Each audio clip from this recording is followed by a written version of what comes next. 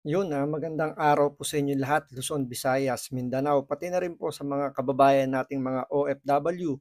Welcome po sa panibagong reaction video dito sa Makapili TV. So, eto po, pinagtanggol na naman po uli ni Pangulong Bongbong Marcos ang DPWH sa kanilang kapalpakan ng flood control project.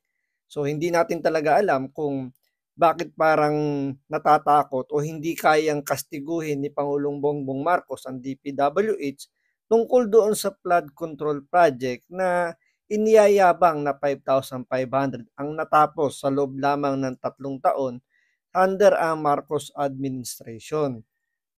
Ngayon, imbis na kastiguhin, parang ijina-justify o pinagtatanggol niya yung DPWH na kumbaga hindi yung flood control project ang may problema kundi yung climate change. Ngayon, kung sasabihin kasi ni Pangulong Bongbong Marcos, climate change ang may problema, hindi po yung flood control project, parang may problema po tayo dahil alam naman natin na matagal nang may climate change. Kaya nga pinag-aaralan 'yan ng mga departamento, especially yung, itong DPWH, para yung kanilang mga gagawing proyekto, sasapat para, alam niyo yun, matugunan yung problema sa baha. Pero ang nangyayari, imbis na matugunan yung pagbaha, mas lalong ang sama ng epekto. Tulad na lang yung nangyari sa Kamsur ngayon, 'di ba, sa parteng norte. Na tila yung tubig ang tagal bumaba ng humupa yung tubig dahil nga walang malabasan ng tubig, eh. Kumbaga wala nang mapuntahan. So, nagiging stagnant siya. So, dahil kung merong flood control project diyan, kahit papaano man lang yung tubig huhupa kaagad. So, hindi natin maintindihan kung bakit parang dito, napipikon na si Pangulong Bongbong Marcos na i-justify yung flood control project ng DPWH. Either ano 'to, natatakot siyang kastiguhin dahil, ito, appointed ng, kanyang pinsan or ng kanyang asawa o talagang alam niyo yun na may pinagtatakpan tungkol diyan sa flood control project na yan. So ito, pakinggan po natin yung mga naging statement ni Pangulong Bongbong Marcos tungkol sa flood control project. Pero bago ang lahat, kung hindi ka pa nakasubscribe sa Makapili TV, baka pwede naman pong pakipindot po muna yung subscribe button at the same time pa-like na rin po ng video, wala naman pong bayad yan. Kaya pindot na. So ito, panoorin po natin itong mga naging statement ni Pangulong Bongbong Marcos kung paano niya ipagtanggol ang DPWH sa mga kapalpakan nito tungkol sa flood control project. Nakita naman ninyo kung gaano kalaki ang naging sira sa infrastructure at yun ang tinitignan namin, in-inspection namin. Tapos yung kabuhayan at marami talagang ang laki ang laki na talaga ng tubig.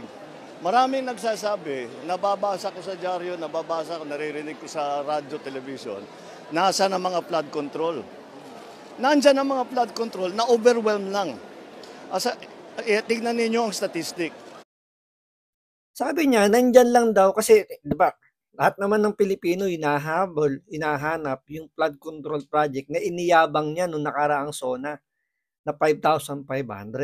So masama ba na hanapin ng taong bayan yung 5,500 na flood control project na iniyabang nyo na binaha naman yung buong Metro Manila after nung bagyong, sino bang bagyo yun? Basta yung nakaraang bagyo na yun. Lumubog ang Metro Manila dahil dun sa 5,500 flood control project na sinubok ng bagyo. So doon, mas nakita ng taong bayan na yung kapalpakan ng DPWH. Tandaan po ninyo, ang DPWH, isa po yan sa pinakakurap na departamento ng gobyerno natin. Imbis na kastiguhin ni Pangulong Bongbong Marcos dahil nga napahiya siya, di ba? Pinagtanggol niya pa. Imbis na kastiguhin niya dun sa maling report na ibinigay sa kanya ng kanyang secretary tungkol sa flood control project, pinagtanggol pa niya. Anong sabi niya? Hindi na raw kasi akma yung ginawa ng DPWH na mga flood control dahil daw sa climate change. At meron daw nasirang flood control project na binangga daw ng barko. Di ba? Imbis na questionin mo, tanungin mo yung DPWH, hey, DPWH, pahingi ako ng report nyo kung saan nakalagay yung mga flood control project kasi hinahanap sa akin ng taong bayan. Mahirap bang itanong yun sa iyong secretary na supposedly under mo siya eh. Kahit sabihin na natin hindi mo siya appointed, hindi ikaw yung naglagay diyan. Kahit na ikaw lang ang pumirma ng appointment letter niyan, pero hindi ikaw yung naglagay. Pero pwede mong tanungin eh, saan yun nilagay? Patingin ako ng record, pahingi ako ng mga data kung saan nyo pinaglalagay yung mga flood control project kasi hinahanap sa akin. Pero until now, wala silang sinasabi kung saan nakalagay yung mga flood control project. Basta sinabi lang nila, meron silang nagawang 5,500 flood control project. So, doon pala makikita mo, naramdaman na ng marami nating kababayan na parang natatakot o ayaw talagang tanungin ng ating presidente yung flood control project ng DPWH kasi doon pa lang sa una pinagtanggol niya na eh. So ngayon dito sumunod ang sinisi naman ni Pangulong Bongbong Marcos is yung climate change. Na parang alam niyo yung ngayon lang nangyayari yung climate change. Kaya nga nandiyan yung mga departamento na yan para pag-aralan nila, hindi yung bara-barang gawa. So sinisisi niya yung climate change. Imbis na questionin niya. 'Di ba? Hanapin niya. Napakasimple lang naman hanapin mo yung kung saan nakalagay yung flood control project na ginawa ng DPWH. Ipakita mo lang sa taong bayan, ito yung mga ginawang flood control project ng DPWH. So sa nakikita natin, talagang hindi lang kinaya dahil ganito. Saan pwede mo i-justify ngayon yun? 'Di ba? Pwede mo i-justify ngayon yun. Ngayon, justify ka ng justify tungkol dyan sa flood control project na wala naman kayo pinapakita kung saan nakalagay, kung magkano ang ginastos. Pero base sa datos na nakukuha ng taong bayan at nababalita naman na almost 1.4 billion a day ang ginagastos ng Pilipinas, ng gobyerno nyo na pinamamahalaan nyo ngayon, 1.4 billion, pero still, laganap pa rin po yung pagbaha at mas lalong kumbaga, mas grabe nagiging epekto tulad yung nangyari sa Kamsur, 'di ba? Grabe yung pagbaha doon. Na ginasusan daw di umano ng halos 61 billion pesos. Pero parang angyari, wala. Kaya nga hinahanap ngayon ng taong bayan yung flood control project na ginawa ng DPWH. Pero parang dito, pinagtatanggol pa ni Pangulong Bongbong Marcos yung DPWH. Imbis na yung DPWH mismo ang sumagot. At questionin niya dahil siya yung Pangulo. Natural naman dapat na questionin niya. Pero dito hindi nagsasalita ngayon ng DPWH. Siya ang nagsasalita ngayon sa DPWH. So parang lumalabas dito, siya ngayon ang spokesperson ng DPWH. Siya yung nagtatanggol.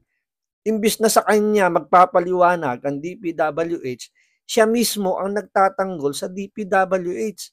So parang dito, ang nakikita ng mga kababayan natin, na tila parang may pinagtatakpan o natatakot ang ating presidente na kastiguhin yung DPWH. Siguro dahil 'di ba maraming nagsasabi na karamihan sa mga proyekto ng mga congressman natin, ng mga mambabatas natin, inilalagay diyan sa DPWH. Kaya siguro natatakot o hindi kayang kastiguhin ng ating presidente dahil sa alam niyo yun, na mababangga niya yung kanyang pinsan. Siyempre, yun yung pinaka head ng mga congressman natin, 'di ba? So siyempre maki-question siya.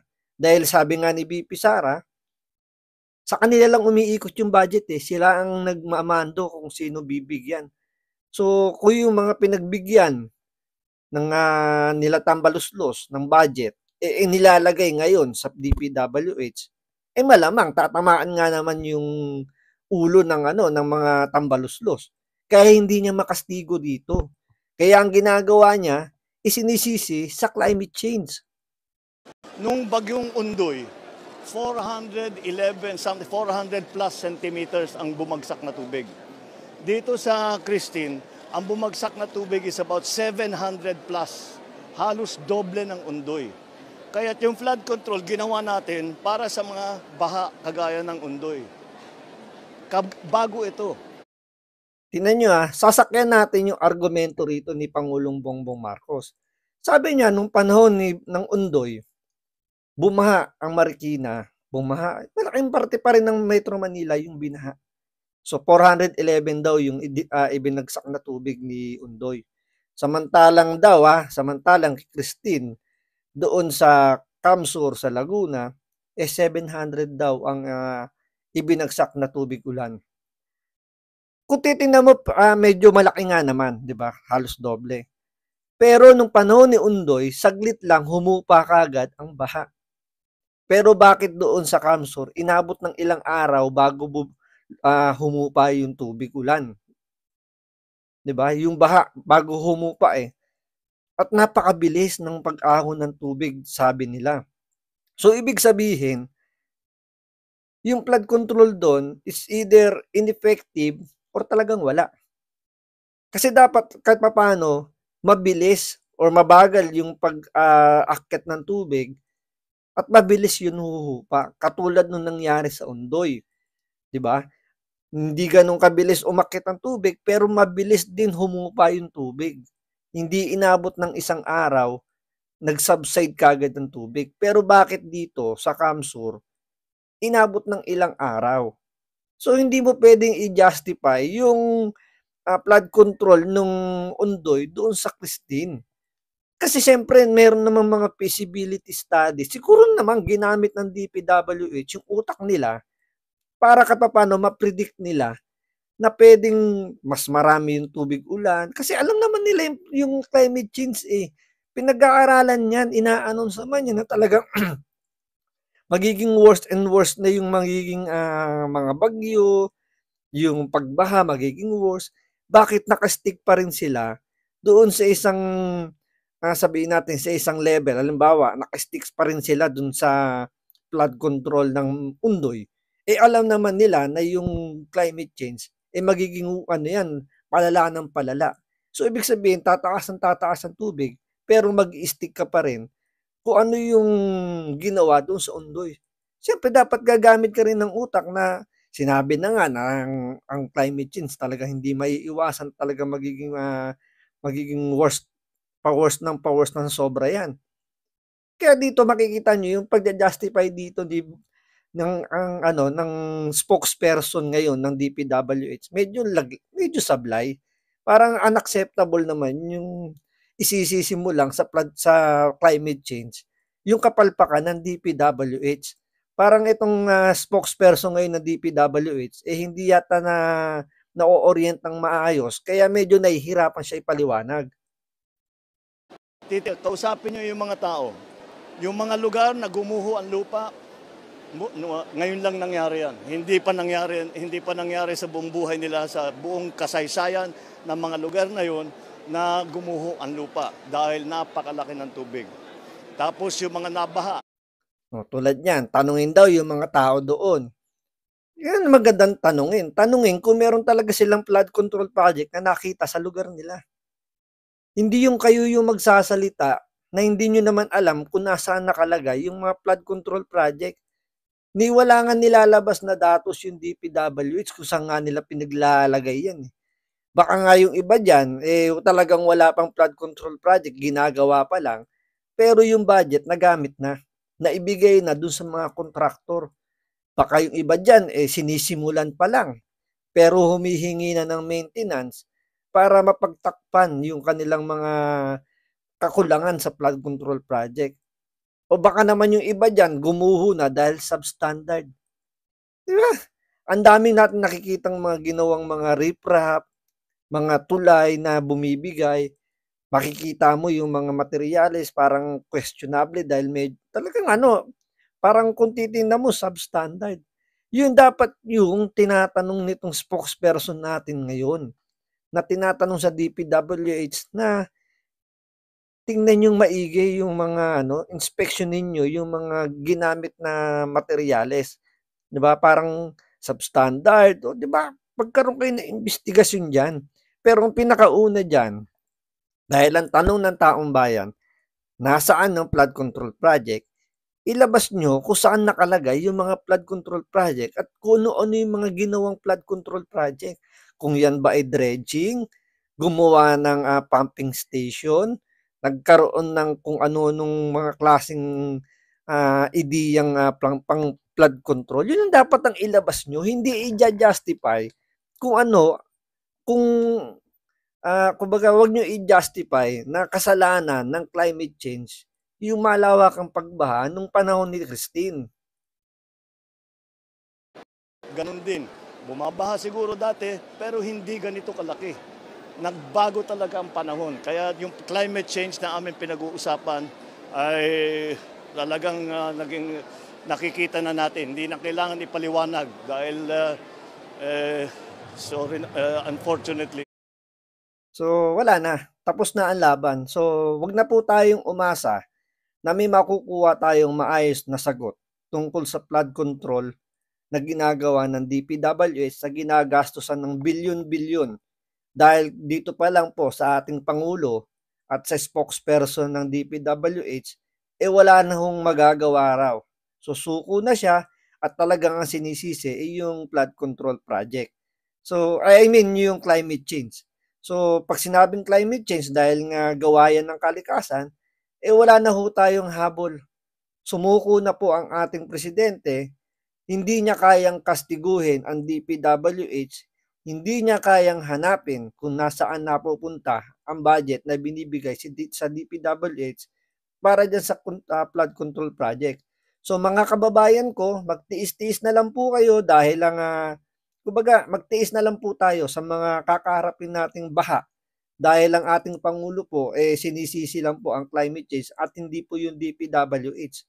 So pagpasensyahan nyo na po, mukhang hindi na po kaya ng ating Pangulo at ng ating spokesperson ng DPWH na ayusin ang problema sa baha. So pagpasensyahan nyo na po, ako na po ang humihingi ng pangunawa.